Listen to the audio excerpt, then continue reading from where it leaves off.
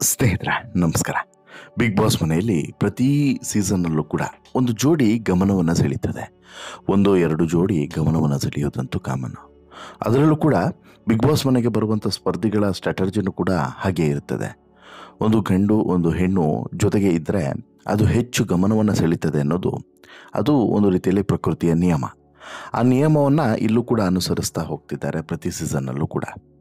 ಈ ಬಾರಿಯೂ ಕೂಡ ಯಾವುದೇ ಕೆಟ್ಟ ಉದ್ದೇಶ ಇರದೇ ಇದ್ದರೂ ಕೂಡ ಅದೊಂದು ಈ ಕೋಇನ್ಸಿಡೆನ್ಸೋ ಅಥವಾ ಅನ್ಫಾರ್ಚುನೇಟೋ ಗೊತ್ತಿಲ್ಲ. ಆರಂಭದಲ್ಲಿ ಇಬ್ಬರು ಕೂಡ ಜಂಟಿಗಳಾಗಿ ಬಿಗ್ ಬಾಸ್ ಮನೆಯ ಒಳಗಡೆ ಬಂದಂತಹ ಈ ಇಬ್ಬರು ಸ್ಪರ್ಧಿಗಳು ಕೂಡ ನಂತರ ತುಂಬ ಆತ್ಮೀಯರಾಗ್ತಾರೆ. ಆತ್ಮೀಯತೆ ಎಲ್ಲಿವರೆಗೆ ಬೆಳೆಯುತ್ತೆ ಅಂತ ಹೇಳಿದ್ರೆ ಇವತ್ತಿಗೆ ಇವರ ಸ್ನೇಹ ತುಂಬ ಗಟ್ಟಿಯಾಗಿ ಬೆಳೆದು ಬಿಟ್ಟಿದೆ. ಒಬ್ಬರನ್ನೊಬ್ಬರು ಬಿಟ್ಟು ಕೊಡುವಂಥ ಹಂತದಲ್ಲಿ ಇಲ್ಲ, ಆ ಮಟ್ಟಕ್ಕೆ ಬೆಳೆದು ನಿಂತಿದೆ.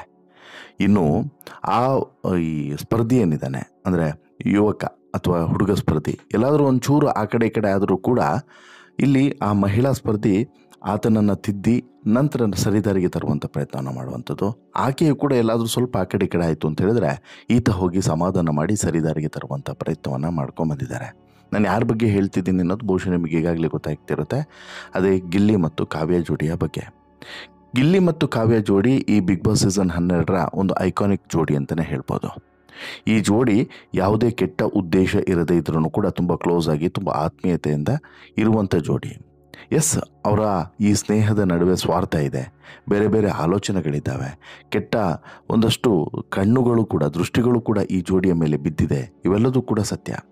ಆದರೆ ಈ ಕೆಟ್ಟ ದೃಷ್ಟಿ ಯಾವ ಪರಿಣಾಮದಲ್ಲಿ ಬಿದ್ದಿದೆ, ಅದರ ಪರಿಣಾಮ ಏನಾಗ್ತಿದೆ ಅದು ಬಹುಶಃ ನೀವು ಇಮ್ಯಾಜಿನ್ ಕೂಡ ಮಾಡ್ಕೊಳ್ಳೋಕೆ ಸಾಧ್ಯವಿಲ್ಲ. ಅದರ ಎಫೆಕ್ಟ್ ಕೂಡ ಈಗಾಗಲೇ ತಟ್ಟೋದಕ್ಕೆ ಶುರು ಆಗಿದೆಯಾ ಅನ್ನುವಂಥ ಮೊದಲ ಮುನ್ಸೂಚನೆ ಸಿಕ್ಕಿದೆ.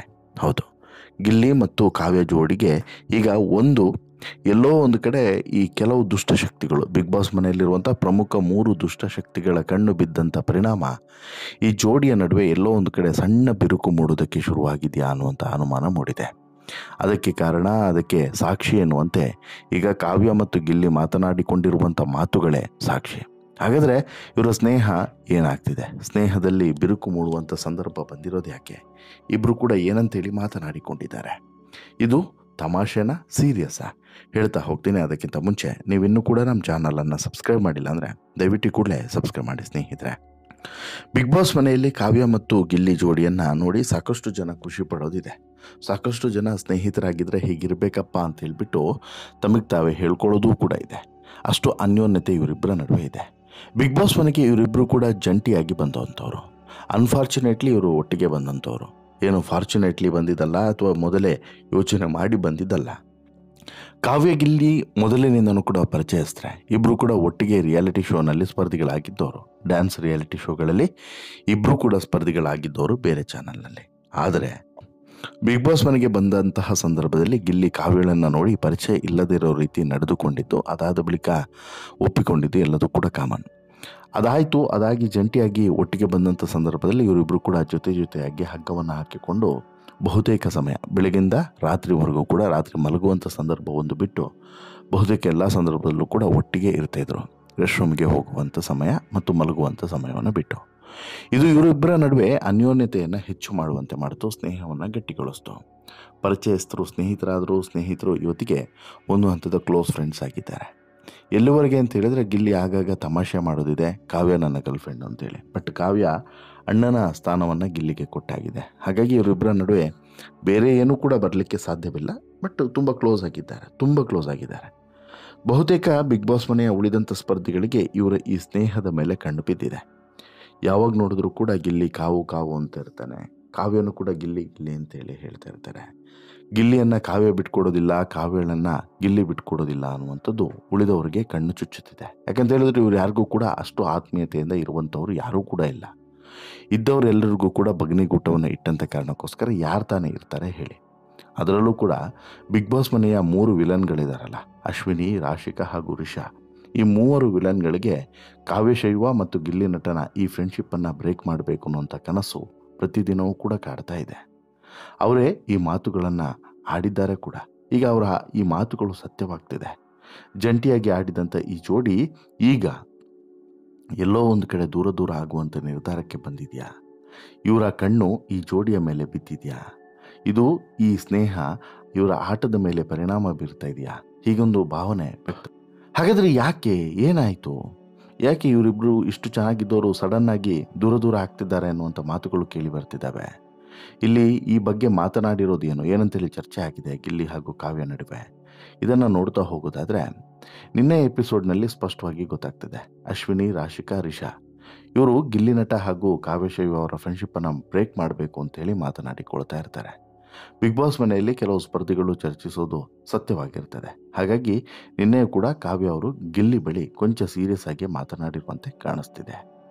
ಕಾವ್ಯ ಮಾತನಾಡ್ತಾ ರಿಷಾ ಒಮ್ಮೊಮ್ಮೆ ಕಾವ್ಯಳಿಂದ ಗಿಲ್ಲಿ ಅಂತಾಳೆ, ಇನ್ನೊಂದು ಸಲ ಗಿಲ್ಲಿನೇ ಕಾವ್ಯಳನ್ನು ಸೆಮಿಫೈನಲ್ವರೆಗೆ ಕರ್ಕೊಂಡು ಹೋಗ್ತಾ ಇದ್ದಾನೆ ಅಂತಲೂ ಕೂಡ ಹೇಳ್ತಾಳೆ.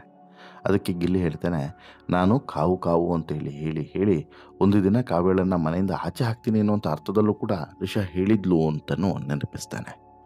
ಅದಕ್ಕೆ ಕಾವ್ಯ ಹೇಳ್ತಾಳೆ, ಕೆಲವೊಂದು ಸಲ ಎಲ್ಲದಕ್ಕೂ ಕೂಡ ಉತ್ತರ ಕೊಡಬೇಕಾ ಅಂತೇಳಿ ಅನಿಸುತ್ತೆ.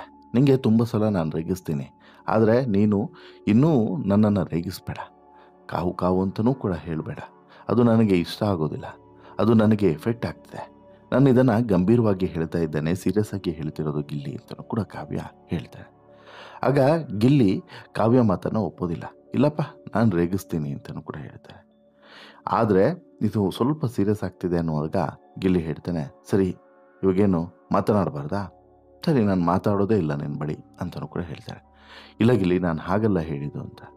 ಹಾಗಲ್ಲಮ್ಮ, ಇಲ್ಲಿ ಮಾತನಾಡಿಸ್ತಾ ಇರೋದು ಏನು ತಪ್ಪಾಗಲ್ಲ ಅಲ್ವಾ ಅಂತಲೂ ಕೂಡ ಹೇಳ್ತಾರೆ. ಇಲ್ಲ, ಮಾತನಾಡಿಸ್ತಾ ಇರೋದು ತಪ್ಪಾಗುತ್ತೆ ಅಂತಲೂ ಕೂಡ ಕಾವ್ಯ ಕನ್ವಿನ್ಸ್ ಮಾಡ್ತಾರೆ. ರೂಲ್ಸ್ ಬುಕ್ಕಲ್ಲೇನು ಆ ರೀತಿ ಹೇಳಿಲ್ಲಲ್ಲ, ಮಾತನಾಡ್ಕೊಂಡೇ ಇರಬೇಕು ಎಲ್ಲರ ಜೊತೆನೂ ಕೂಡ ಅಂತೇಳಿ ಏನು ಹೇಳಿಲ್ಲ ಅಲ್ವಾ ಅಂತಲೂ ಕೂಡ ಗಿಲ್ಲಿ ಕೇಳ್ತಾರೆ. ಓ, ನೀನು ಹಾಗೆ ಬರ್ತಿದ್ಯಾ ಅಂಥೇಳಿ ಕಾವ್ಯ, ಸರಿ ಇನ್ನು ಮುಂದೆ ಮಾತನಾಡಲ್ಲ, ನಾನು ನಿನ್ನ ಜೊತೆಗೆ ಮಾತನಾಡಲ್ಲ, ನೀನು ನನ್ನ ಜೊತೆಗೆ ಮಾತನಾಡಬೇಡ, ಕಾವು ಕಾವು ಅಂತಲೂ ಕೂಡ ಕರಿಬೇಡ ಅಂತಲೂ ಕೂಡ ಹೇಳ್ತಾರೆ. ಅಲ್ಲಿಗೆ ಈ ಕಾನ್ವರ್ಸೇಷನ್ಸ್ ಕಟ್ ಆಗ್ತದೆ. ಅಂದರೆ ಇವರಿಬ್ಬರ ಸ್ನೇಹ ಅಲ್ಲಿಗೆ ಕಟ್ಟಾಯ್ತಾ ಅನ್ನುವಂಥ ಪ್ರಶ್ನೆ ಇಲ್ಲ. ಇದರ ಮುಂದೆಯೂ ಕೂಡ ಅವರ ಕಾನ್ವರ್ಸೇಷನ್ ನಡೆದಿರುತ್ತೆ, ನಮಗೆ ಅದನ್ನು ತೋರಿಸೋದಿಲ್ಲ. ಇವರ ಗೆಳೆತನ ಇಲ್ಲಿಗೆ ಕಟ್ಟಾಯಿತು ಅಂತೇಳಿ ನಾವೆಲ್ಲರೂ ಕೂಡ ಭಾವಿಸಿದ್ವಿ. ಹಾಗೆಯೇ ನೋಡಿದಂಥ ಕೆಲವರು ಖುಷಿಪಟ್ಟರು ಕೂಡ, ಹಾಲು ಕುಡಿದ್ರು ಕೂಡ. ಅದರಲ್ಲೂ ಕೂಡ ಇವರಿಬ್ಬರು ಕೂಡ ಈ ರೀತಿ ಮಾತನಾಡ್ಕೊಂಡಿರೋದು ಸುಮ್ಮನೆ ಜಸ್ಟು ಕ್ಯಾಶುವಲ್ ಆಗಿ ಮಾತನಾಡ್ಕೊಂಡಿದ್ದಾರೆ. ಯಾವ ಕಾರಣಕ್ಕೂ ಕೂಡ ಇವರ ಗೆಳೆತನ ಕಟ್ಟಾಗೋದಕ್ಕೆ ಅಥವಾ ಇವರ ಸ್ನೇಹ ಕಟ್ಟಾಗೋದಕ್ಕೆ ಚಾನ್ಸ್ ಇಲ್ಲ. ಆಮೇಲೆ ಗಿಲ್ಲಿ ಹೇಗೆ ಅಂತ ಹೇಳಿದ್ರೆ ಅದನ್ನೆಲ್ಲ ಸಾಧಿಸೋನು ಕೂಡ ಅಲ್ಲ. ಈಗ ಸರಿ, ಏನೋ ಕಾವ್ಯ ಬಂದು ಹೇಳಿದ್ರು, ಕಾವ್ಯ ಮನಸ್ಸಿನಲ್ಲಿದ್ದದನ್ನು ಹೇಳಿದ್ರು, ನಂತರ ಸ್ವಲ್ಪ ಹೊತ್ತಿಗೆ ಅದನ್ನು ಮರೀತಾರೆ, ವಾಪಸ್ ಅದೇ ಸ್ನೇಹ ಮತ್ತೆ ಕಂಟಿನ್ಯೂ ಆಗುತ್ತೆ ಅನ್ನೋದರಲ್ಲಿ ಡೌಟ್ ಇಲ್ಲ. ಯಾಕಂತ ಹೇಳಿದ್ರೆ ಇವರಿಬ್ಬರು ಕೂಡ ಅಷ್ಟು ಅನ್ಯೋನ್ಯವಾಗಿರೋರು ಸದ್ಯಕ್ಕೆ ಬಿಗ್ ಬಾಸ್ ಮನೆಯಲ್ಲಿ. ಯಾವುದೇ ಭಿನ್ನಾಭಿಪ್ರಾಯಗಳಿರದೆ, ಏನಾದರೂ ಭಿನ್ನಾಭಿಪ್ರಾಯ ಅಥವಾ ಕೋಪ ಸಿಡುಕು ಏನಾದರೂ ಮಾಡಿಕೊಂಡ್ರು ಕೂಡ ಗಿಲ್ಲಿನೇ ಹೋಗಿ ತಮಾಷೆ ಮಾಡಿ ಆಕೆಯನ್ನು ಕನ್ವಿನ್ಸ್ ಮಾಡಿ ಆಕೆಯ ಮುಖದಲ್ಲೊಂದು ನಗುವನ್ನು ತರಿಸೋದ್ರಲ್ಲಿ ಗಿಲ್ಲಿ ಬಂಟ್ರು. ಹಾಗಾಗಿ ಇಲ್ಲೂ ಕೂಡ ಹಾಗೆ ಈ ವಿಚಾರದ ಬಗ್ಗೆ ಚರ್ಚೆ ಆಗಿರೋದು ಸತ್ಯ. ಹಾಗಂದ ಮಾತ್ರಕ್ಕೆ ಇವರಿಬ್ಬರು ಕೂಡ ಸ್ನೇಹವನ್ನು ಇಲ್ಲಿಗೆ ಕಟ್ ಮಾಡ್ಕೊಳ್ತಿರೋದು ಕೂಡ ಸತ್ಯ ಅಲ್ಲ. ಇವರಿಬ್ಬರು ಕೂಡ ಜಸ್ಟ್ ಹೀಗೆ ಅಂತೇಳಿ ಮಾತನಾಡ್ಕೊಂಡಿದ್ದಾರೆ. ಅದಾದ ಬಳಿಕ ಆ್ಯಸ್ ಇಟ್ ಈಸ್ ಮತ್ತೆ ಇವರ ಸ್ನೇಹ ಮುಂದುವರೆದಿದೆ. ಆ್ಯಸ್ ಇಟ್ ಈಸ್ ಇವರಿಬ್ಬರು ಕೂಡ ಜೊತೆಗೆ ಮಾತನಾಡಿಕೊಂಡ್ರು, ಮತ್ತೆ ತಮಾಷೆಯನ್ನು ಮಾಡಿಕೊಂಡು ಮತ್ತೆ ಕೆಲವೊಂದಷ್ಟು ಗಂಭೀರ ವಿಚಾರಗಳ ಬಗ್ಗೆ ಚರ್ಚಿಸ್ಕೊಂಡು ಕೂತಿದ್ದಾರೆ ಅನ್ನೋದು ಕೂಡ ಗೊತ್ತಾಗಿದೆ. ಈಗ ನೋಡಬೇಕು ಮುಂದಿನ ದಿನಗಳಲ್ಲಿ ಏನಾಗುತ್ತೆ. ಈಗಾಗಲೇ ಅದು ಸಾಮಾನ್ಯವಾದಂಥ ಕಣ್ಣು ಬಿದ್ದಿರೋದಲ್ಲ, ತುಂಬ ವಕ್ರದೃಷ್ಟಿಯ ಕಣ್ಣುಗಳು. ಅಶ್ವಿನಿದಾಗಿರ್ಬೋದು, ರಾಶಿಕದಾಗಿರ್ಬೋದು, ಋಷಗೌಡ ಆಗಿರ್ಬೋದು, ಇವರೆಲ್ಲರದು ಕೂಡ ಆ ದೃಷ್ಟಿ ಇದೆಯಲ್ಲ, ಅತ್ಯಂತ ವಿಷಕಾರಿ ದೃಷ್ಟಿ, ಅದು ಅತ್ಯಂತ ಕೆಟ್ಟ ದೃಷ್ಟಿ. ಅದು ಆ ದೃಷ್ಟಿಯಿಂದ ಬಚಾವಾಗೋದು ಭಾರಿ ಕಷ್ಟ.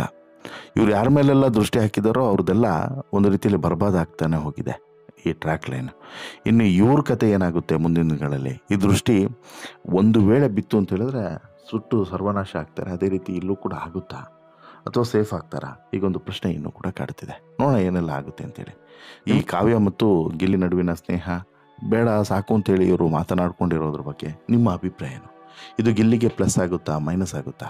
ಕಾವ್ಯಗೆ ಇದು ಪ್ಲಸ್ ಆಗುತ್ತಾ, ಮೈನಸ್ ಆಗುತ್ತಾ? ಇದು ನಿಜವಾಗ್ಲೂ ಕೂಡ ವರ್ಕೌಟ್ ಆಗುತ್ತಾ ಅಥವಾ ಜಸ್ಟ್ ಗೇಮ್ನ ಒಂದು ಭಾಗನ? ನಿಮ್ಮ ಅಭಿಪ್ರಾಯವನ್ನು ಕಮೆಂಟ್ ಮಾಡಿ ತಿಳಿಸಿ.